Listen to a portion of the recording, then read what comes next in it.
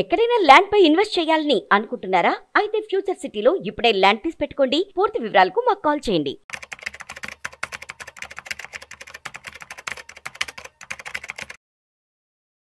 Hello నమస్తే, welcome to Suman TV. ప్రస్తుతం మనతో పాటు స్టూడియోలో mutual funds distributor Veldi Chakradhar గారు ఉన్నారు. వీరితో ఈ రోజు మనం కొన్ని విషయాల గురించి చర్చిద్దాం. హలో అండి. నమస్తే. నమస్తే అండి. సో ఇప్పుడు మ్యూచువల్ ఫండ్స్లో ఇన్వెస్ట్ చేయాలి అనుకుని కొత్తగా ఇప్పుడు ఎంటర్ అవుదాం అన్నా కానీ, లేదంటే కొంతమంది ఏమైనా చేంజెస్ చేసుకోవాలి అన్నా కానీ, కరెంట్లో మనకి ఇప్పుడు 2025లో టాప్ మ్యూచువల్ ఫండ్స్ ఏవి అంటే ఏం చెప్తారు? ఇది యాక్చువల్గా మంచి క్వశ్చన్ అండి. మనం 2020 నుంచి చూసినా కూడా ఒక మంచి పీక్ చూస్తారు చాలా మంది ఇన్వెస్టర్స్ కూడా. ఒక మంచి పీక్ కోవిడ్ టైంలో చూసాము. అప్పుడు ఆ రోజుల్లో మనకి క్వాంట్ స్మాల్ క్యాప్ కానివ్వండి, అలాగే Nippon India growth fund, Nippon India small cap, SBI small cap, ఇట్లా చెప్పాం, చాలా ఫండ్స్ చెప్పాం.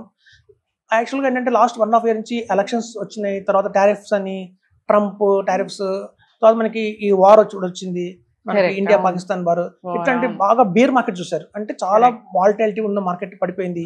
సో ఇట్లా పడిపోయిన మార్కెట్ లాస్ట్ 1 year నుంచి ఇట్లాంటి మార్కెట్ లో బెస్ట్ పర్ఫార్మెన్స్ చేసిన ఫండ్స్ ఏవి అని చూస్తే మనకి లార్జ్ క్యాప్ లో మోతిలాల్ ఒస్వాల్ లార్జ్ క్యాప్ చాలా బాగా పర్ఫార్మ్ చేసిందండి. అది మనకి 11% రిటర్న్ ఇచ్చింది. ఇప్పుడు అలా Invesco India large and mid cap fund ఉంది. ఇన్వెస్కో వాళ్ళ India large and mid cap fund కూడా మనం చూస్తే 10% రిటర్న్ ఇచ్చింది. అయితే మీరు చూడండి, స్మాల్ క్యాప్ మిడ్ క్యాప్ చాలా సఫర్ అయినాయి, స్ట్రగుల్ అయినాయి. ఎప్పుడైనా చూడండి, బీర్ మార్కెట్ అనేది ఏంటంటే పడిపోతున్న మార్కెట్ లో మనకి లార్జ్ క్యాప్ బాగా పర్ఫార్మ్ చేస్తాయి, same time mid cap small caps కొంచెం దెబ్బతింటాయండి. మనం అలాగే చూస్తే మల్టీ క్యాప్ ఏదైతే ఉంటాయో, మనకి మోతిలాల్ ఒస్వాల్ మల్టీ క్యాప్ కూడా మనకి దగ్గర 21% రిటర్న్ ఇచ్చింది. అంటే అన్నిటికంటే హైయెస్ట్ రిటర్న్ ఇచ్చింది ఏదంటే మల్టీ క్యాప్స్. ఇప్పుడు మనం సాధారణంగా ఎప్పుడైతే బుల్ మార్కెట్ ఉందో ప్రీవియస్ గా, అప్పుడు నెగ్లెక్ట్ చేసింది ఏమన్నా ఉంది అంటే మల్టీ క్యాప్ నెగ్లెక్ట్ చేశారు. అందరూ small cap, mid cap, large cap, flexi cap పెట్టారు, కానీ మల్టీ క్యాప్ ఒకటి ఉంటుంది, multi cap is the best అని చెప్పి ఆ రోజు మనం ఎవరం దాని పెద్దగా పట్టించుకోలేదు. కానీ ఇవాళ పడిపోయిన మార్కెట్ చూస్తే కనుక ఎక్కువ పర్ఫార్మ్ చేసింది ఏంటంటే మల్టీ క్యాప్స్ బాగా పర్ఫార్మ్ చేశాయి. సో అలాగే చూస్తే మీకు పారాబెరీ ఫ్లెక్సీ క్యాప్ అటు ఉంది, అది 7% రిటర్న్ ఇచ్చింది. సో డబుల్ డిజిట్ కాకుండా సింగిల్ డిజిట్ రిటర్న్ లోనే మనకి ఫ్లెక్సీ క్యాప్ ఆగిపోయింది. అలాగే చూస్తే ఇన్వెస్కో ఇండియా వాళ్ళ మిడ్ క్యాప్ కూడా మీకు 11.6% ఇంట్రెస్ట్ ఇచ్చింది. మోతిలాల్ ఒస్వాల్ స్మాల్ క్యాప్ అది 7% రిటర్న్ ఇచ్చింది. క్వాంట్ మనం ఏదైతే అనుకున్నామో టాప్ అని లాస్ట్ లో ఇప్పుడైతే -7.41% వచ్చింది, మైనస్ వెళ్ళిపోయింది. సో ఇప్పుడు చూస్తే మీకు టాప్ ఫండ్స్ ఇలాగే కంటిన్యూ అవుతాయి అంటే మళ్ళీ కావు, మళ్ళీ 2026 కల్లా మళ్ళీ చేంజ్ అవుతూ ఉంటాయి. కాబట్టి ఎప్పుడైనా ఇన్వెస్టర్స్ కూడా ఎప్పుడైనా టాప్ అని తీసుకోకండి, క్వాలిటీ చూడాలి, మోస్ట్ కన్సిస్టెన్సీ చూడాలి. Fund manager consistency from how long చూడాలి. యాక్చువల్గా ఏంటంటే ఇన్వెస్టర్స్ చూసే విధానం వేరుగా ఉంటుంది, ఒక అడ్వైజర్ చూసే విధానం వేరుగా ఉంటుంది. ఇన్వెస్టర్లు అందరూ చూసేది కేవలం రిటర్నే. ఆ రిటర్న్ ఎంత వచ్చింది, బాగా వచ్చిందంటే నేను ఇన్వెస్ట్మెంట్ చేస్తాను, ఎస్ఐపి చేస్తాను, లంసమ్ చేస్తాను అనుకుంటారు. కానీ అదొకటే కాదండి, పారామీటర్స్ ఇంకా చాలా 5 రకాల పారామీటర్స్ ఉంటాయి. Risk is most important. అంటే ఆ ఫండ్ లో రిస్క్ ఎంత ఉంది అనేది చాలా బాగా చూడాలి. ఎందుకంటే మీరు చూడండి, ఒక కార్ ఉంది, అది 100 స్పీడ్ లో వెళ్తుంది, ఇంకో కార్ 80 స్పీడ్ లో వెళ్తుంది. మనం 80 స్పీడ్ లో వెళ్తున్న కార్ తక్కువ, 100 స్పీడ్ లో వెళ్తున్న కార్ గొప్ప అని చెప్పకూడదు. ఎందుకంటే యాక్సిడెంట్ అయ్యేది కూడా ఎక్కువ 100 స్పీడ్ లో వెళ్ళే కార్లకే అవుతాయి. అది కూడా ఉంది కదా. ఒక రిస్క్ రిటర్న్ 2 కళ్ళలా చూసుకోవాలి. సో రిస్క్ కూడా చాలా ఇంపార్టెన్స్ మనం ప్లే చేయాలి. సో రిస్క్ తో పాటు ఫండ్ మేనేజర్ ఎవరు, అంటే ఆ ఫండ్ ని ఎవరు మేనేజ్ చేస్తున్నారు, అతనుకున్న ఎక్స్పీరియన్స్ ఏంటి, అతను పాస్ట్ లో ఏవైతే హ్యాండిల్ చేశాడో ఫండ్స్, అవి వాటి రిటర్న్స్ ఎలా వచ్చాయి అనేది కూడా చాలా ఇంపార్టెంట్. కన్సిస్టెన్సీ చాలా ఇంపార్టెంట్. అంటే బుల్ మార్కెట్ లో బైక్ వెళ్ళి బీర్ మార్కెట్ లో పడిపోయే కాకుండా, apart from bull market, beer market కాకుండా అన్ని మార్కెట్ సర్కిల్స్ లో కూడా అది ఎట్లా పర్ఫార్మ్ చేస్తుంది అనేది మోస్ట్ ఇంపార్టెంట్. సో ఆ కన్సిస్టెన్సీ ఉన్న ఫండ్ ని చూసుకోవాలి. అలాగే వాటి క్వార్టర్ ర్యాంకింగ్స్ అంటారు. క్వార్టర్ ర్యాంకింగ్ వచ్చి Q1, Q2, Q3, Q4 అంటారు. అన్ని క్వార్టర్స్ లోను కనుక 1 or 2 ఉంటే మాత్రం అది బెస్ట్ ఫండ్ అని చెప్పొచ్చు. వేరేజ్ మన క్వార్టర్స్ లో కనుక 3 and 4 వచ్చిందంటే దాని జోలికి పోకూడదు అని చెప్తారు. సో అది క్వార్టర్ ర్యాంకింగ్ చాలా ఇంపార్టెంట్ అనమాట. ఇంకోటి అంటే రోలింగ్ రిటర్న్స్ అంటారు. రోలింగ్ రిటర్న్స్ అంటే ఏంటంటే ఒక ఇన్వెస్ట్మెంట్ అప్రోచ్ అంటారు. అంటే ఒక్కొక్క ఇన్వెస్ట్మెంట్ ఒక అప్రోచ్ ఉంటుంది. కొంతమంది ఏంటంటే టాప్ టు బాటమ్ అప్రోచ్ తీసుకుంటారు, కొంతమంది బాటమ్ టాప్ అప్రోచ్ తీసుకుంటారు, కొంతమంది అంటే core and satellite approach follow అవుతారు.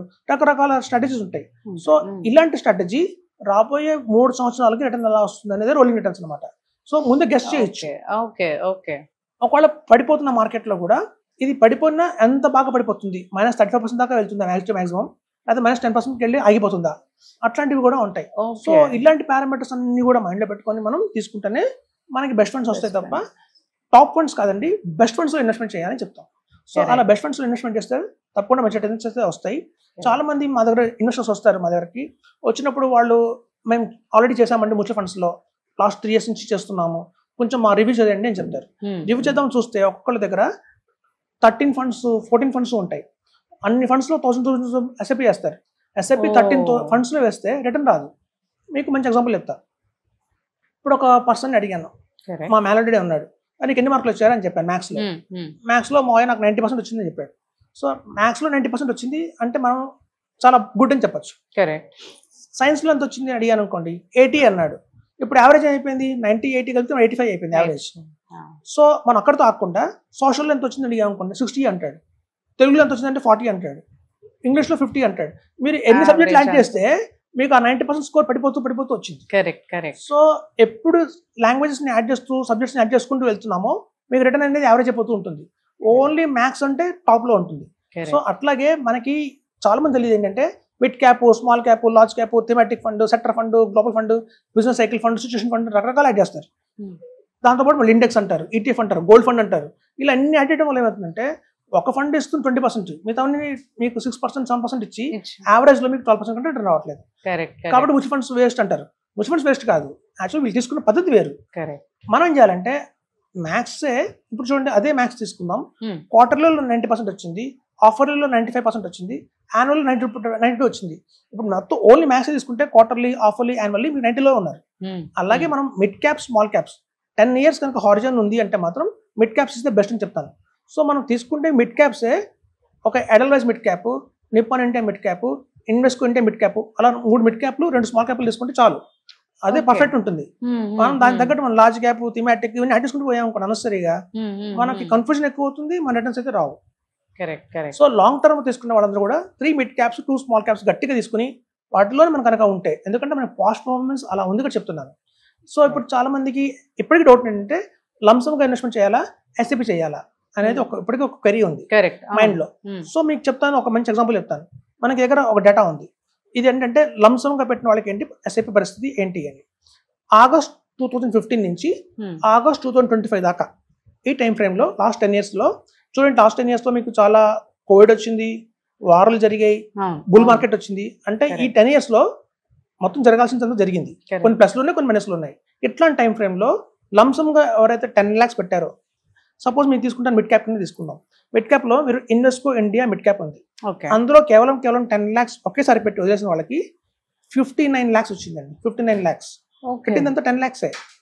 పెట్టిన 10 lakhs మనకి 10 years లో 59 lakhs వచ్చింది.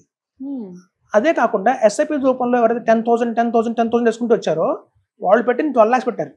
10 years లో మనకి 12 lakhs పెట్టారు. కానీ దానికి వచ్చి 35 lakhs వచ్చిందట. లంసంగా పెట్టిన వాళ్ళకేమో 60 లక్షలు ఆల్మోస్ట్, SIP ద్వారా 35 lakhs వచ్చింది. ఎంత నష్టపోయారు అంటే వీళ్ళు దగ్గర 23 lakhs నష్టపోయారు. సో కాబట్టి ఏంటంటే మనం చెప్తాం మొదటి నుంచి కూడా, మీ దగ్గర అమౌంట్ సఫిషియెంట్ గా ఉంటే లంసంగా పెట్టి వదిలేయండి, SIP ఫామ్ లో వెళ్ళిపోకండి అని చెప్తాం. SIP ఫామ్ లో ఎవరు వెళ్ళాలి అంటే లేని వాళ్ళు. ఇప్పుడు ఒక కార్ లో ఒక డాక్టర్, డ్రైవర్ వెళ్తున్నారు అనుకోండి. ఈ ఒక డాక్టర్ ఏం చెప్పాడంటే, ఒక బ్యాంక్ వచ్చింది పక్కన ఆపు, ఒక FD చేయాలంటాడు. సరే అని అతను వెళ్ళి ఒక డాక్టర్ 1 లక్ష రూపాయలు FD చేశాడు, ఫిక్స్డ్ డిపాజిట్ బ్యాంక్ లో. అప్పుడు డ్రైవర్ ఏం అడుగుతారంటే, సార్ నేను 1 లక్ష రూపాయలు FD చేయాలంటే నేను ఎంత సంపాదించాలి, ఎంత దాచిపెట్టాలి, అప్పుడు కదా వేయాలి అనుకుంటాడు. అప్పుడు డాక్టర్ ఏం చెప్తారంటే, అవసరం లేదు, RD అని ఒకటి ఉంటుంది, రికరింగ్ డిపాజిట్, నువ్వు కూడా హాయిగా అందులో 1000 rupees తో స్టార్ట్ చేయొచ్చు అని చెప్తారు. సో బ్యాంక్ లో ఉండే RDA SIP, బ్యాంక్ లో ఫిక్స్డ్ డిపాజిట్ గా ఎలా లంసంగా ఉంటుందో మ్యూచువల్ ఫండ్స్ లంసం. సో చాలా మందికి ఇప్పటికి కన్ఫ్యూజ్ అవుతారు, మ్యూచువల్ ఫండ్స్ అంటే SIP ఏమో, లంసంగా వేయకూడదేమో, వేస్తే ప్రమాదమేమో అనుకుంటారు. కానీ ఇక్కడ మన గణాంకాలు చెప్తున్నాయంటే అలా లేదు. మీరు ఇంకో ఫండ్ తీసుకుందాం, ఎడల్వైజ్ mid cap fund. ఎడల్వైజ్ mid cap fund లో 10 lakhs పెట్టి వదిలేస్తే 10 years తర్వాత 49 lakhs ఇచ్చింది. 49 lakhs 86,000 అంటే దగ్గర 50 లక్షలు ఇచ్చింది. కానీ SIP ఫామ్ లో వెళ్తున్న వాళ్ళకి ఏమైంది, మళ్ళీ 35 lakhs మళ్ళీ 15 లక్షలు తేడా వచ్చేసింది. సో మీరు అలా చూస్తే HDFC మిడ్ క్యాప్ చాలా మంచి మిడ్ క్యాప్, అది కూడా 49 lakhs ఇచ్చింది లంసంగా పెడితే. అది SIP ఫామ్ లో వెళ్తే 34 lakhs ఇచ్చింది. సో మీరు ఇలాగే స్మాల్ క్యాప్ చూద్దాం. నిప్పాన్ ఇండియా స్మాల్ క్యాప్ లో కనుక ఎవరైనా కనుక 10 years బ్యాక్ 10 lakhs పెట్టి వదిలేస్తే 77 lakhs అయిందండి. 77 lakhs కేవలం 10 years లోనే నిప్పాన్ ఇండియా స్మాల్ క్యాప్. అదే తెలియక ఎవరెవరో 10,000 rupees SIP చేసుకుంటూ వచ్చారో అదే నిప్పాన్ ఇండియా స్మాల్ క్యాప్ లో వాళ్ళకి వచ్చిన 39 lakhs, అంటే 40 lakhs వచ్చింది. దగ్గర నష్టపోయింది ఎంత అంటే 40 lakhs నష్టపోయారు. సో ఇది ప్రాపర్ అవగాహన లేక, ఓన్లీ మ్యూచువల్ ఫండ్స్ అంటే SIP ఏమో, లంసంగా చేయకూడదేమో అన్ని తెలియక చాలా మంది నష్టపోతున్నారండి. కాబట్టి అలా కాదు, మన దగ్గర ఎవరైనా కావాలంటే మనం ఇది షేర్ చేద్దాం ఇన్ఫర్మేషన్. కరెక్ట్. సో ఎప్పుడైనా గుర్తుంచుకోండి, లంసమ్ పెట్టడమే బెటర్.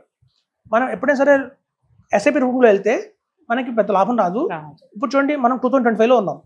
2025లో మనకి స్టాక్ మార్కెట్ 80,000 లెవెల్స్లో ఉంది. 2035కి అంటే ఇక్కడ నుంచి నెక్స్ట్ 10 yearsకి దగ్గర 3 lakhs అవుతుంది అంటున్నారు. 3 lakhs. సో మనం 80,000లో పెట్టి 3 lakhs అయ్యేంత వెయిట్ చేస్తే అది ఈవెన్ 1 lakh పెట్టినా చాలు, మీకు మంచి అమౌంట్ అయితే వస్తుంది. మనం ఎస్ఐపి చేసుకుంటూ వెళ్ళామనుకోండి, మనం కొంటున్నాం 80,000లో కొంటున్నాం, 82లో కొంటున్నాం, 85లో కొంటున్నాం, 90,000లో కొంటున్నాం, 1 lakhలో కొంటున్నాం, అలా పెరుగుతూ పోతాం. మనం ప్రతి ఒక్క ఇన్స్టాల్మెంట్ కూడా మనం హైలో కొంటూ వెళ్తున్నాం, తను లాభం రాదు. సో కాబట్టి మనం గట్టిగా చెప్పేది ఏంటంటే 10 lakhs ఉంటే మాత్రం 5 lakhs ఉన్నా కూడా, ఈవెన్ 1 lakh ఉన్నా కూడా మీరు లంసంగా పెట్టండి. లంసం పెట్టిన తర్వాత మార్కెట్ ఎప్పుడు పడింది అనుకోండి, కావాలంటే ఇంకో 10,000 యాడ్ చేయండి, 50,000 యాడ్ చేయండి. కరెక్ట్. చాలా మంది చెప్పేది అంటే ఎస్ఐపి ప్లస్ టాప్అప్ అంటారు. కాదు, లంసం ప్లస్ టాప్అప్ చేస్తేనే నిజంగా కోటీశ్వరులు అవుతారని చెప్పచ్చు. కరెక్ట్. సో ఇదండి మ్యూచువల్ ఫండ్స్లో టాప్ ఫండ్స్ అయితే మనం డిస్కస్ చేసాము. ఈ టాప్ ఫండ్స్ ఎప్పుడు కంటిన్యూ కాదు, మనం ఎలా ఇన్వెస్ట్మెంట్ చేస్తున్నామో తెలుసుకోవాలి. Quality of fund is important. Quality of the fund is important. లంసంగా పెట్టండి, మీకు అవకాశం ఉన్నంత మేరకు లంసంగా పెట్టండి. ఎప్పుడన్నా మార్కెట్ పడితే కనుక మీరు దానికి యాడ్ చేయండి.